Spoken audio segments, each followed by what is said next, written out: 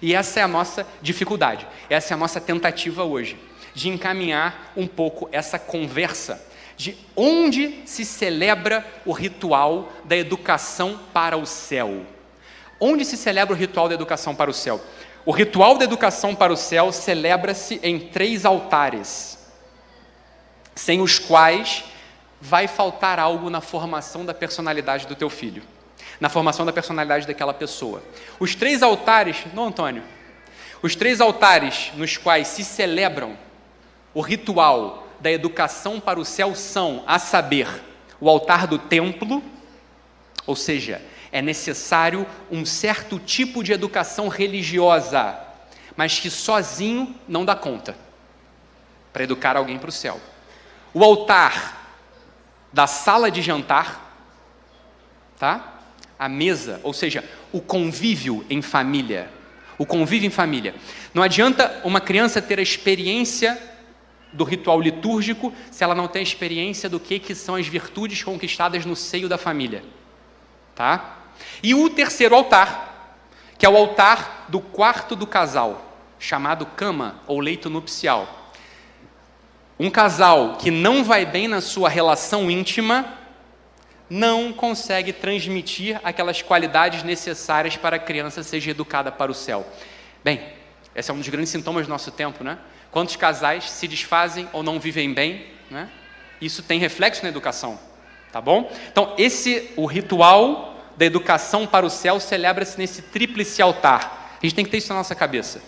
Não adianta simplesmente educar uma criança dentro da paróquia, no rito litúrgico, com as verdades da fé, se vai mal a família, se vai mal a relação do casal. Ou o casal até vai bem, mas não tem convivência, as crianças estão no iPad, estão só na televisão, existe uma terceirização da educação. Obviamente, essa criança dificilmente vai encontrar os elementos para que ela seja educada para o céu. Por que, Ítalo? Bem, porque para que alguém, olha só, esse aqui é um ponto que a gente vai precisar aprofundar um pouco, eu preciso da atenção de vocês agora, tá bem? Preciso da atenção de vocês. Porque é o seguinte, veja bem, para que uma pessoa possa ter a sua personalidade bem formada, ela precisa de um elemento, que é o elemento da liberdade. E por que eu estou falando isso? Pelo seguinte, veja bem, qual que é, alguns já sabem porque me acompanham, qual que é a natureza da vida humana? Qual que é a substância da vida humana? Quem quer responder? Vocês não estão prestando atenção em nada que eu falo lá nos stories, né? Só ficam rindo.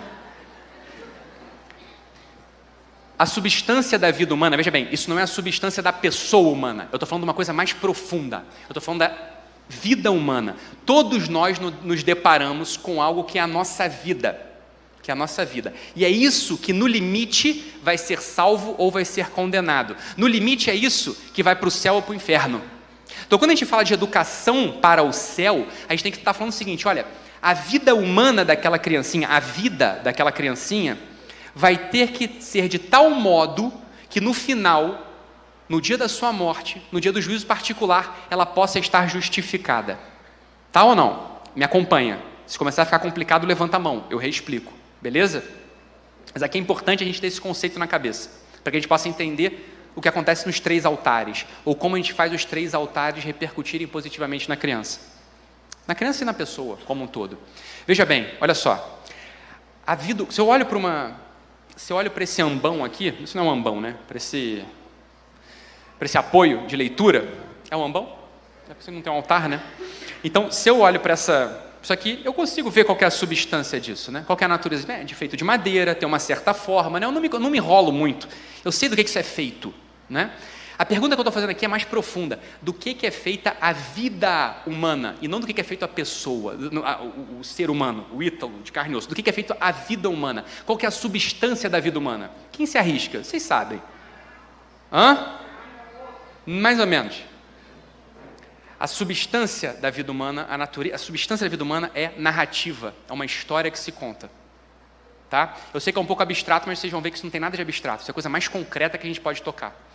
Se a gente conta uma história, que a gente não tem o fio da meada, ou se a gente conta uma história cuja pena dela está na mão do diabo ou na mão do mundo e não na nossa mão, animado pela graça, a gente vai contar uma história sem liberdade. A gente vai contar uma história que dificilmente vai poder ser justificada no final de tudo. Então veja bem, educar para o céu é educar para a liberdade. Ou seja, o sujeito ele tem que ter a liberdade de contar a sua própria história. E aqui está o grande ponto. Aqui está a grande sacada de tudo. Se eu não consigo educar o meu filho na liberdade, se eu não consigo educar o meu filho conseguindo tomar as suas decisões diante da graça, eu não estou educando para o céu. Tá? Eu não estou educando para o céu. Então veja bem, adianta eu levar o meu filho apenas para a igreja? Adianta eu levar o meu filho apenas para assistir a missa ao domingo? Adianta eu obrigar o meu filho a rezar o terço? Olha, Ítalo, já é muito bom você fazer isso tudo. Excelente. Agora, isso sozinho, no nosso tempo, não dá conta de educar alguém para o céu. Não dá conta. Por quê? Porque há algo, né? Há uma desestrutura social tão profunda que se a família não dá conta de fazer com que essa estrutura apareça no ambiente familiar, essa criança vai se perder, essa criança não vai ser livre, essa criança, no final das contas, não vai ser educada pelo pai e pela mãe, ela vai ser educada pela televisão. Não é isso que a gente vê? Um monte de criança educada pelas suas paixões, educada pela televisão, educada pelo iPad. Um monte de crianças, olha, miseravelmente educadas pelo colégio. Né? A gente vê muitos pais, bons pais inclusive, né? Pais católicos, pais cristãos,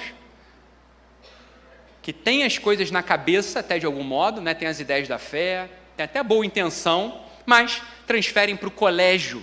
E com isso eu não faço uma apologia contra o colégio, eu quero dizer só o seguinte: quem tem que educar criança não é colégio, quem tem que educar criança é a família. O colégio, ele ajuda de algum modo, mas ele não resolve o problema.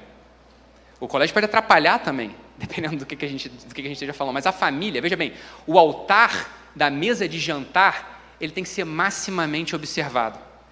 Aquele convívio que a gente observa no dia a dia da família, esse sim é um elemento importante, também assim como o altar do templo, é um elemento importante para a gente formar a liberdade da criança.